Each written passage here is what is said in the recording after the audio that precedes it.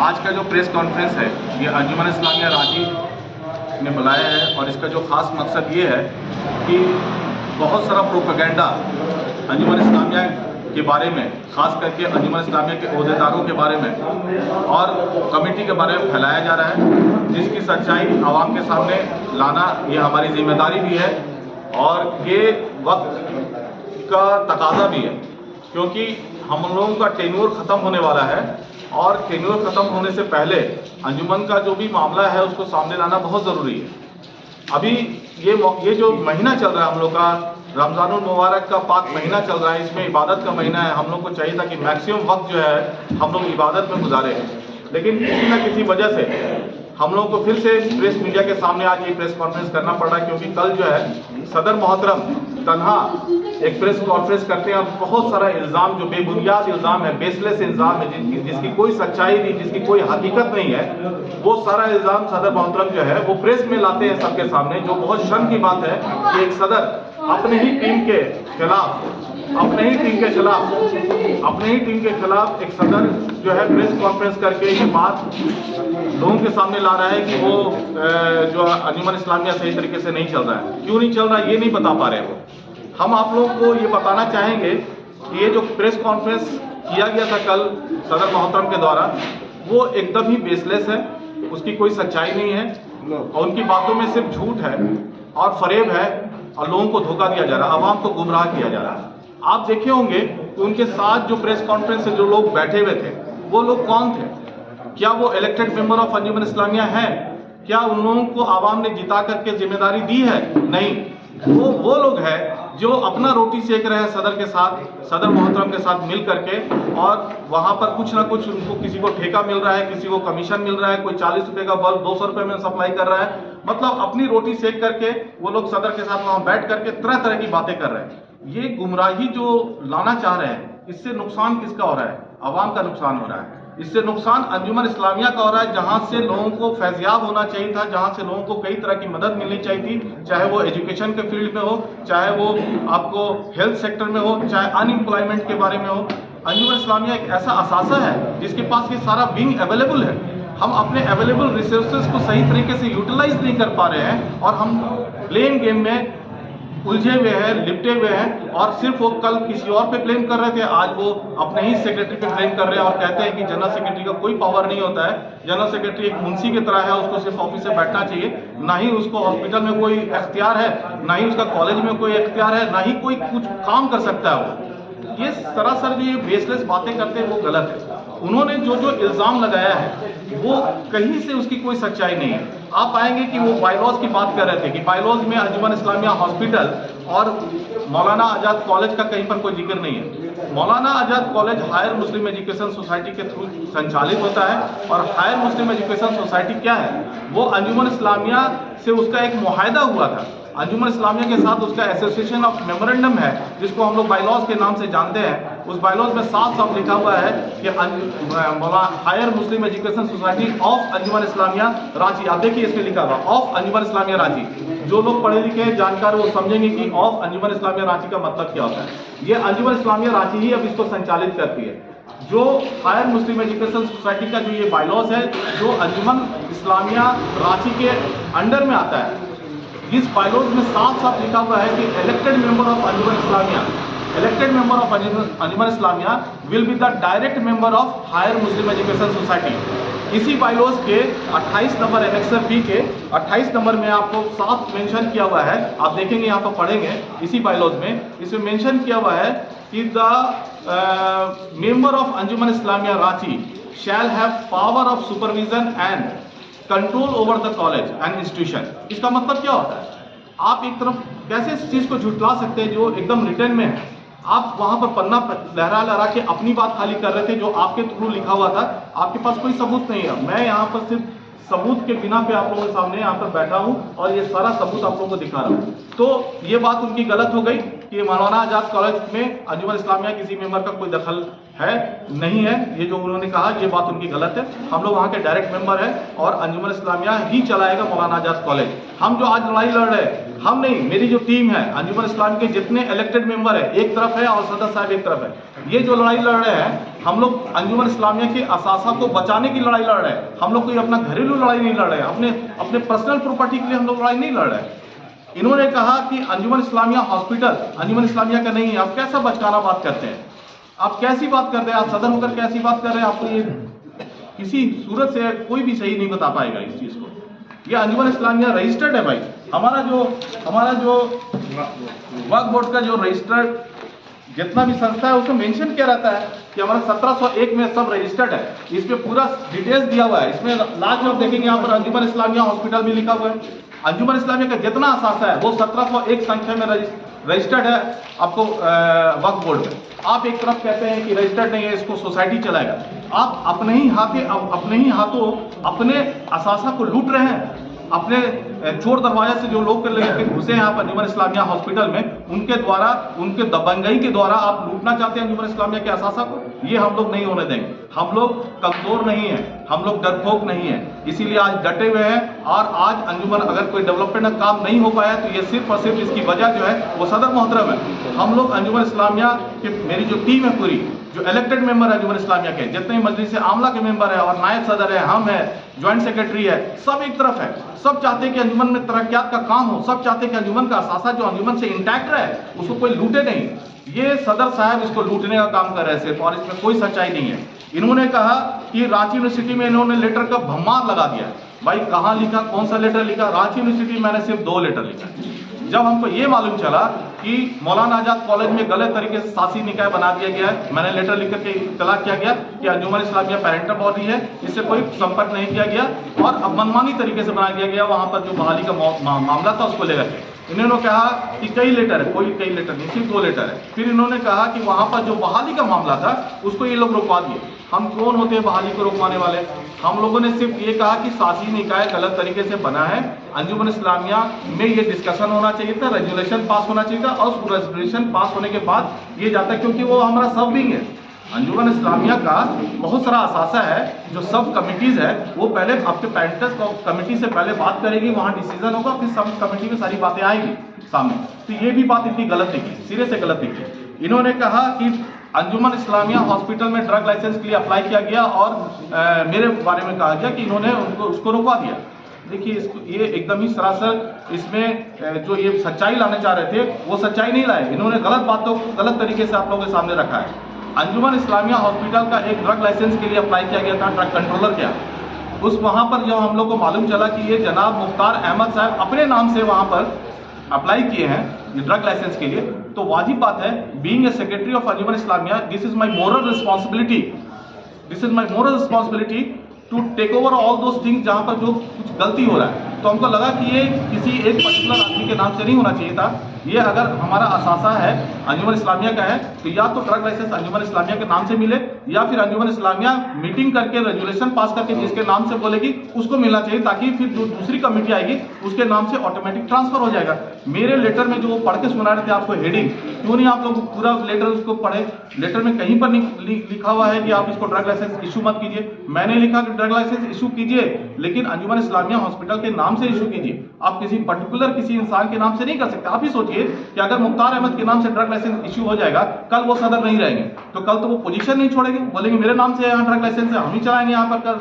तो आप वहां पर दवा खाना खोलना चाहते हैं, इसीलिए आप अपने नाम से वहां पर लाइसेंस ले रहे थे, जिसको हमने रुकवा दिया। तो वहां पर वैसे ही लोग जुड़े हुए उनके साथ, जो कोई वहां पर पैथोलॉजी चलाना चाहता है, कोई वहां पर दवा खाना चलाना चाहता है, कोई वहां पर सप्लाई करना चाहता है, कोई वहां पर छोटा छोटा ठेका लेना चाहता है, वैसे ही सारे लोग बाहरी लोग वहां पर उनके साथ वहां पर जुड़े हुए हैं। और अंजुमन इस्लामिया हॉस्पिटल में घुस करके वहां पर बंदर बाट हो रहे हैं। आपको बता दें, अंजुमन इस्लामिया इज अ सिंगल, हम लोग का जो असासा है ना, ये एक पर्टिकुलर एक ऐसा असासा जहां से हम लोग रेवेन्यू जनरेट करते हैं, ठीक है। यहाँ पर लोगों को यहाँ से मदद मिलनी चाहिए थी, वो भी नहीं हो रहा है। जो रेवेन्यू जनरेट हो रहा है वो पूरी तरह से बकवास है, वो पूरी तरह से उसको बंदरबाट हो रहा है उसका, और चोर दरवाजे से लोग घुसे हैं, किसी की कोई रिस्पॉन्सिबिलिटी नहीं है। तो ये भी बात इनकी पूरी तरह से गलत निकली।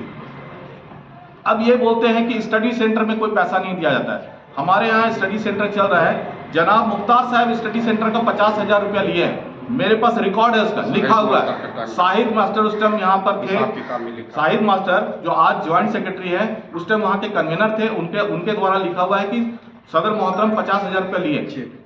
जब हम देख रहे हैं कि हमारे पास क्राइसिस है, because you are not signing the cheque, कोई से चेक साइन करते नहीं, तो हमारे पास फंड का क्राइसिस चलता है, तो हम फंड मैनेजमेंट करते हैं। जब हम फंड मैनेज करके हमको सैलरी देना होता है, बाकी काम करना होता है, रख रखाव का खर्चा है, साफ सफाई, ये सारा कुछ है।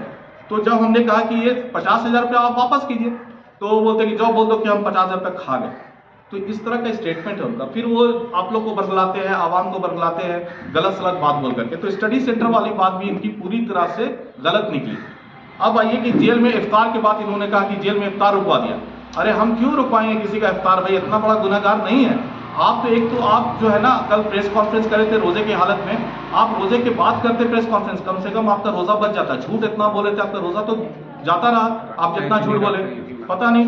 तो उनको तो बाद में रखना चाहिए जब इतना झूठ बोलना था। तो जेल का मैटर ये है कि जेल में जब हम यहाँ पर आएंगे, पहले पुरानी बात कर रहे हैं, हमारे टेन्योर में जब हमने देखा कि जेल में जो अफ्तार जाता है, वो अफ्तार जाता है 1,10,000 20,000 का अफ्तार जाता है। और सदर मोहतरम चूंकि उसके जिम्मेदार बने हुए थे, बोले हम ही भेजेंगे, और वो बिल पेश करते हैं 2 लाख 2.5 लाख का बिल पेश करते हैं। तो हम देखिए इस पर तो बहुत घोटाला है, इस तरह से हम लोग नहीं दे सकते। फिर हम चेक किए कि रेजुलेशन कभी हुआ है कि नहीं हुआ अंजुमन इस्लामिया में, तो हमको नायब सदर के द्वारा मालूम चला, बाकी जो यहाँ पर 10 साल से टीम में है उन लोग से मालूम चला कि कभी भी अंजुमन इस्लामिया में ऐसा कोई रेजुलेशन पास नहीं हुआ है जिससे कि हम लोग जेल में इफ्तार भेजेंगे।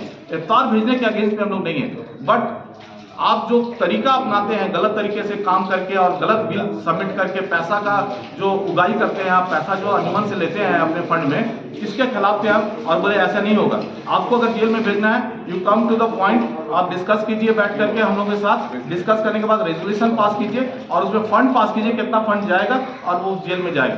तो ये भी बात उनकी पूरी तरह से गलत निकली। अब आइए बात आप जामा मस्जिद का।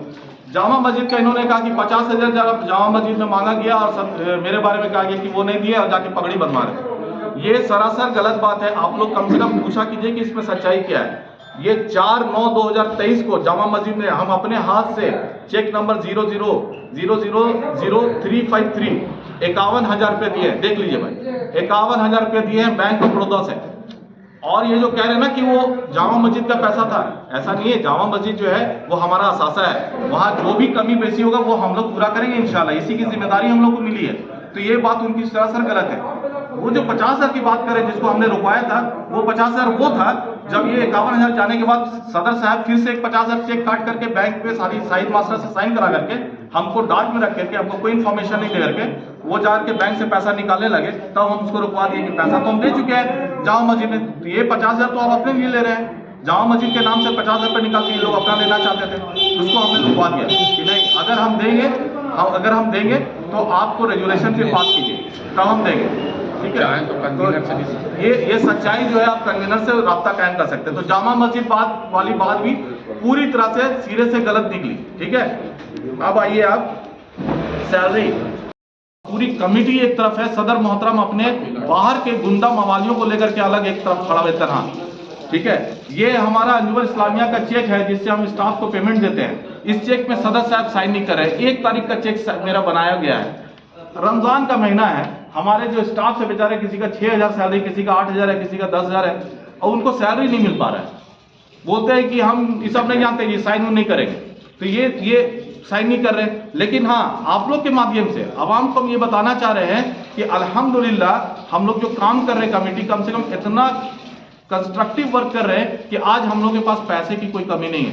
अगर कोई बड़ा काम नहीं हो सका तो वजह है अंजुमन इस्लामिया के सदर मोहतरम जनाब मुख्तार अहमद साहब, क्या कि वो लीड नहीं किए, कोई काम करने नहीं दिए, कोई रेजुलेशन नहीं लिए, कोई बड़ा काम का खाका तैयार नहीं किए।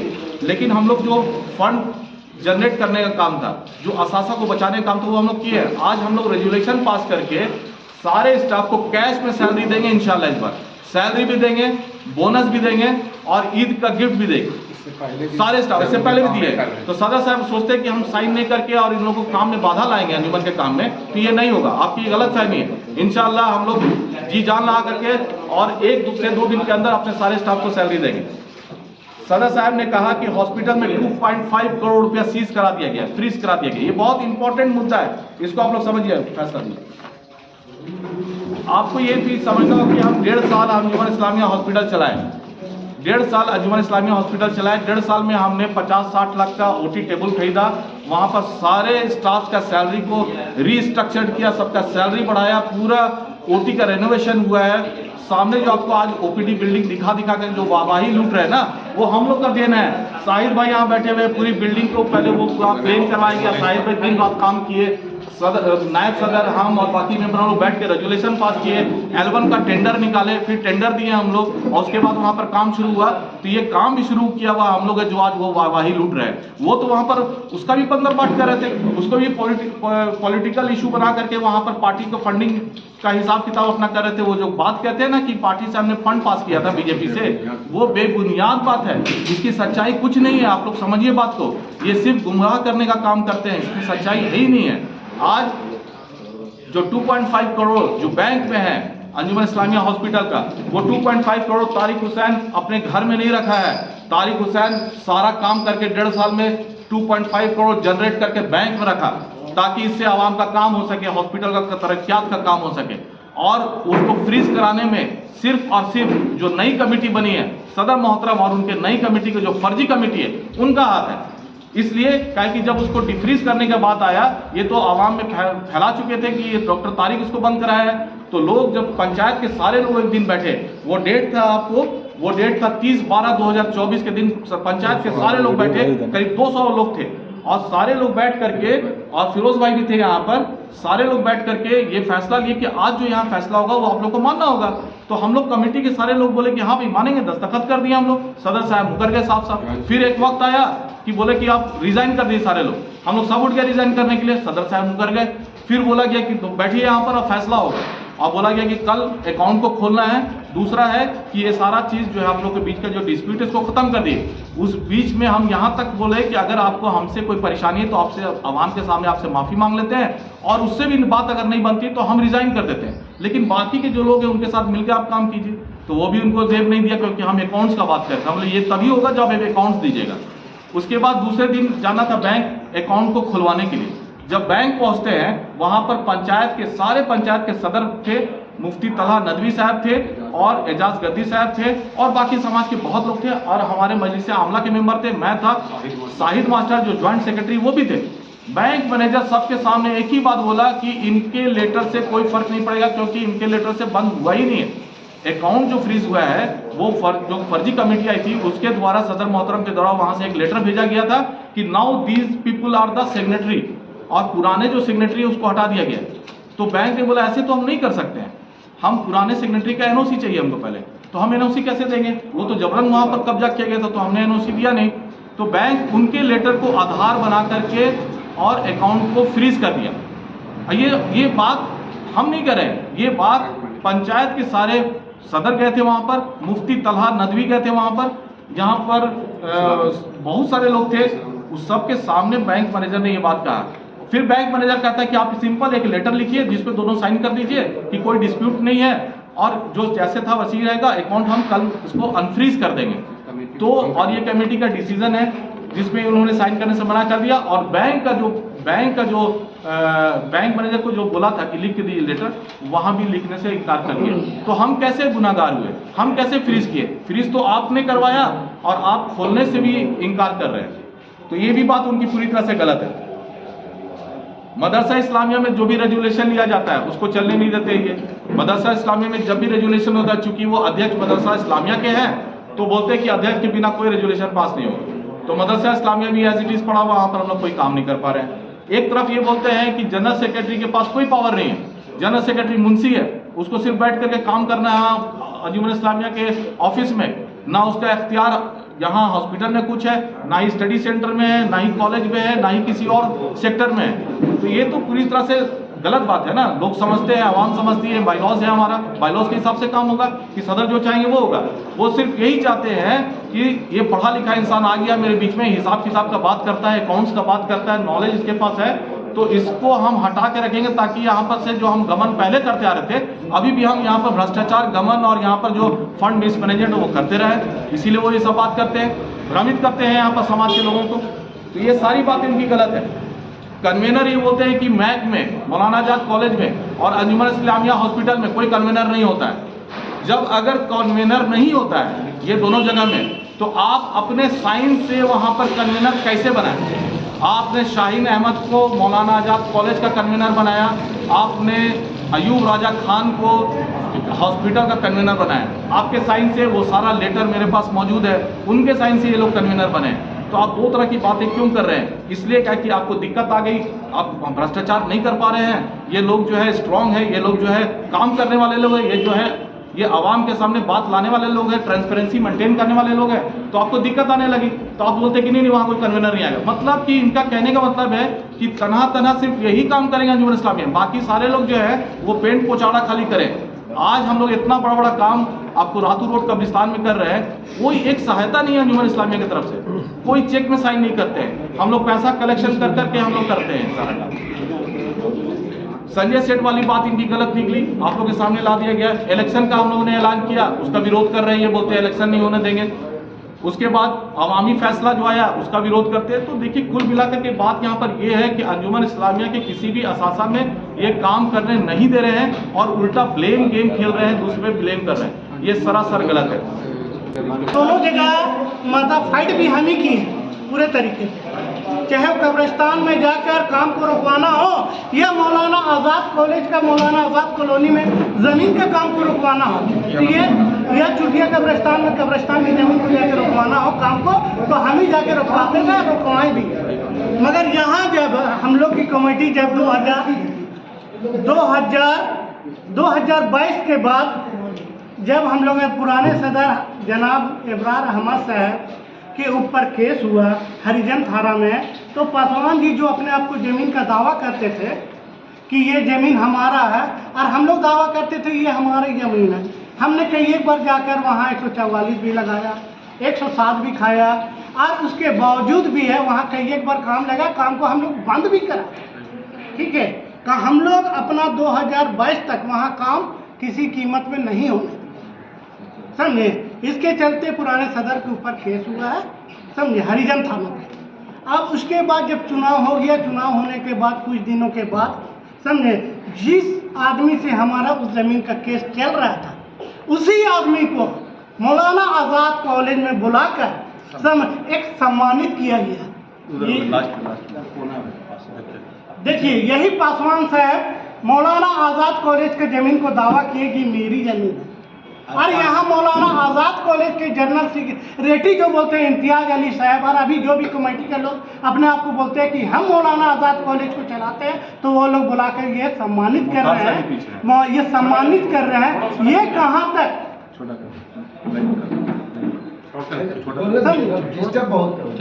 स्थिति बताइए ना, स्थिति क्या है? स्थिति हम बता रहे हैं। ये जो है एक तरह से देखा जाए तो आज के समय में ये ज़मीन सेटलमेंट हो गई है जी, सेटलमेंट हो गया कि पार्टिकुलर सिंगल पर्सन से। अब ये आप पार्टिकुलर बोलिए, ये फिर कॉलेज का अभी जो मौजूदा कमेटी अपने आप को बोलता है वो किया, ये अंजुमन इस्लामिया की तरफ से सेटलमेंट होने के बाद इसके पक्ष में किया। देखिए आपके पास सबूत खोज रहे हैं, ये पासवान साहब हैं जो जमीन का दावा करते हैं। सेटलमेंट हाँ किसके पास किया जमीन? हम बता रहे हैं ना, पासवान जी जो एक जमीन का दावेदार है, ये जमीन मेरा है और हम लोग दावेदारी कर रहे थे ये कॉलेज की जमीन है, अंजुमन इस्लामिया की जमीन है, जिसके चलते कई एक बार केस हुआ है और ये कॉलेज का ही लोग बुलाकर इनको और सम्मानित कर रहे हैं। तो इससे क्या अर्थ निकलता है आप ही बताइए शाहिद रहमान साहब, आप ही बताइए ये क्या सब जिसको हम बुला रहे हैं गला मिल रहे हैं, तो इससे तो मेरा कंप्रोमाइज हो गया तब ना हम गला मिल रहे हैं। एक नंबर, दूसरा नंबर में चुटिया कब्रिस्तान जिसको जमीन है, उस जमीन की अभी की स्थिति क्या है? अभी क्या है अभी की स्थिति क्या है?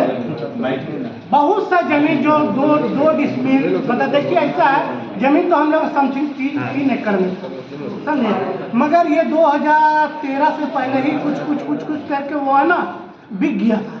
अब बेचने वाला जो भी लोग था, चाहे हम लोग अंजुमन का पुराना कमेटी का नाकामयाबी बोलिए कि अपना ज़मीन को नहीं बचा पाया, पूरी तरीके से आर्थिक अर्मन हो चुका था, समझे। कुछ ज़मीन बचा हुआ था, एक जगह बड़ा ज़मीन था, मोटा मोटी आपका 55 डिसमिल का ज़मीन, जिस ज़मीन पे हम लोग डोजर चलाए, वहाँ बोर्ड भी लगाए और उसके बाद उस ज़मीन को बहुत हद तक हम लोग बचा अभी भी रखे, उस ज़मीन पे काम अभी नहीं हो रहा, बाकी जो किसी में 2 डिसमिल, किसी में 4 डिसमिल, ऐसा ऐसा जमीन जो था उस सेटलमेंट करके वहाँ आज बिल्डिंग बन गया। यह कब्रिस्तान की ज़मीन को बार बार वहाँ पर कई एक दावेदार आए और दावा किया, काम भी लगाए, मगर वही शख्स है अंजुमन इस्लामिया रांची पे कि हम सिंगल जा जाके काम वहाँ को बंद कर रहे हैं। और आज भी उस जमीन कब्रिस्तान का पड़ती है, कोई बिक्री नहीं है। तो वो कब्जे में होता है कि वो पहले भी चुनाव हो रहा था, मुख्तार भाई भी बहुत तरह की चीज, इब्रार भाई में जान लगा के ऐसा है ना, ऐसा भी कुछ बोल के फिर उसको ये इल्जाम के साथ इल्जाम की बात ही नहीं, सबूत की बात है ना। बेचोगे तो रजिस्ट्री हो। एक मिनट, सबूत की बात है। आप जाकर के कभी वहाँ मुआयना किए हैं? कभी जाइए, जाकर के फिजिकल मुआयना कीजिए। आज वहाँ जमीन नहीं बचा। आप इल्जाम लगा रहे हैं। मौलाना आजाद कॉलेज की जमीन थी कि नहीं थी? 6 एकड़ जमीन थी मौलाना आजाद कॉलेज की। बेचा कौन, बेचा उसका रजिस्ट्री होगा, कौन खरीदा, सब है ना। कॉम्प्रोमाइज कर लिया गया उसमें। मुझे लगता है कि मत लगाए। वरिष्ठ बने अमला के सदस्य हैं, दोनों मामले को जाहिद अख्तर साहब तो देखने वाले उनसे मैं गुजारिश करूंगा, इस पॉइंट को आप समझिए।